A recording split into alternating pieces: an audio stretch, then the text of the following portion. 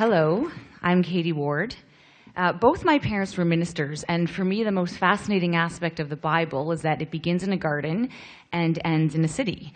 In the Judeo-Christian tradition in which I was raised, that garden is Eden and the city is the New Jerusalem. Gardens are cultivated. They thrive in an interconnected ecosystem that functions across a complex set of interconnected relationships. Yet somehow, in the chaos of growth, beauty, simplicity, and functionality emerge. Cities are cultivated in much the same way, but not in a physical sense. Cities are cultivated through our social and individual consciousness. My argument tonight is that consciousness contains the city, much like the cloud contains the rain. Let me explain. It's been more than a decamillennium since humanity has been able to live outside of society. For over 10,000 years, people have been drawn together not merely for utility, but for celebration, social customs, and cultural remembrance. Before the city, there was the hamlet, the shrine, and the village. Before the village, the camp, the cave, the cairn. And before this, there was the desire for social fellowship that is universal to humankind. So the first germ of the city as we know it today was really just a ceremonial meeting place that served as a goal for pilgrimage where families and clans were drawn together at regular intervals. They didn't pilgrimage to discuss civic works, but beyond any practical advantage, it consecrated something of greater significance and higher potency than the processes of ordinary life. Cities existed as temporary spaces animated through individuals to exalt human development. Through fellowship, our ancestors created the city. Their presence and conscious participation is what formed it and made it resilient. I firmly believe that people are the most important drivers in resilience. I don't mean your mindless patterns of consumption that keep the wheels of supply and demand churning. I mean your decision to participate in and shape your local economy. We don't need bigger governments and bureaucracies. We need bigger citizens playing a larger role. Here's the reality. You are co-creating your city, and whether you realize it or not, what you express and how you act in your city is shaping it. So if we inspire citizens to express pride and compassion in their communities, we're going to build strong, resilient cities. Practically, how do we do that? 3 ways. 1, start with what you say about your city. In the Genesis poem, the great narrator didn't convene a committee of planners, designers, and civic engineers. Word was spoken, word was born.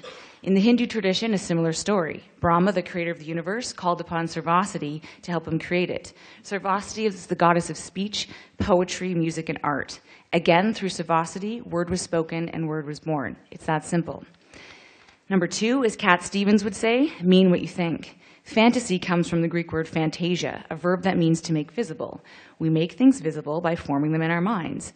Thoughts do inform reality, and I believe we can shape the way people think about their community to have a positive impact on its environment. Finally, number 3, express yourself. In the Hindu pantheon of gods, Lakshmi is the goddess of peace, prosperity, and harmony. She's the energy you feel in a lush garden or maybe relaxing on the coast. As soon as she seated herself in the temple on the derelict part of town, the streets became clean, gardens flourished with food, money appeared in houses of the poor. The community was completely gentrified by her presence. What you express in your city shapes it. Okay, let's ground the impact of self-expression and consciousness in modern urban development theory. Richard Florida, through his Creative Cities research, tried to codify and quantify this with his gay and bohemian indexes. His indices noted that cities with high concentrations of gay and bohemians were more resilient to economic decline. What he was trying to do was measure consciousness. When gay, transgendered, beatniks, and other traditionally marginalized persons express themselves in public, they signify that the city has evolved its consciousness into an tolerant, open place. That is a thriving, resilient city, not because of physical or social infrastructure, but because of the expression and presence of its citizens. Consciousness contains the city, like the cloud contains the rain. The very pressure of molecules contained within that limited space creates an atmosphere that is palatable. You have agency through your words, thoughts, and actions to participate in and shape your atmosphere. Aside from Florida's extensive research on the subject, I want to go back to Lakshmi and give you a concrete example. I had the opportunity to work with the team who led the Bryant Park restoration in New York City. A squalid, crime-ridden park was transformed following 10 years of investment. So I asked, what was the turning point? The answer, remarkably, women. When women made up at least 55% of the park patrons, crime dropped while cleanliness and patronage increased. So when a woman walks her child down the street, she signifies to everyone else that the street is safe. It belongs to her. And her presence signals other people to join. So friends, the evolution of city is not related to its built form. The aqueducts, the granary, the library, the arsenal, the store, the ditch, the drain, the sewer, the road, the canal, the locks and dikes, all fundamental infrastructure invented 11,000 to 3,000 years ago by the Sumerians, Mesopotamians, Greeks, and Egyptians.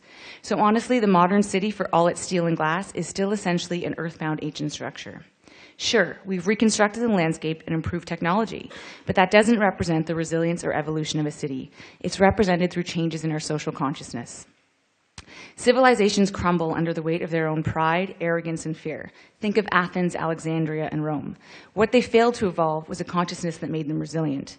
When I started Build Strong Cities, my mission was clear: to build strong cities, to put people as the purpose of economic development, and to raise the consciousness of cities.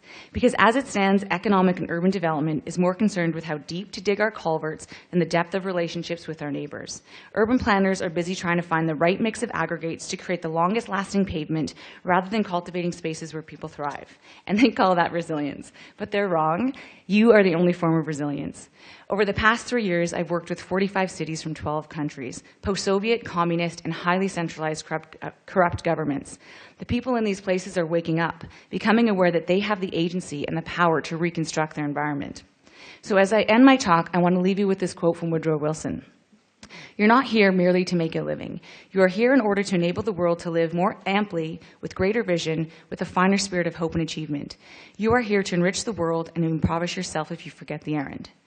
So the immediate question that you confront tonight that will ultimately transform you and your city is whether or not you will devote yourself to the development of your own deepest humanity in order to build strong, resilient cities. Thank you.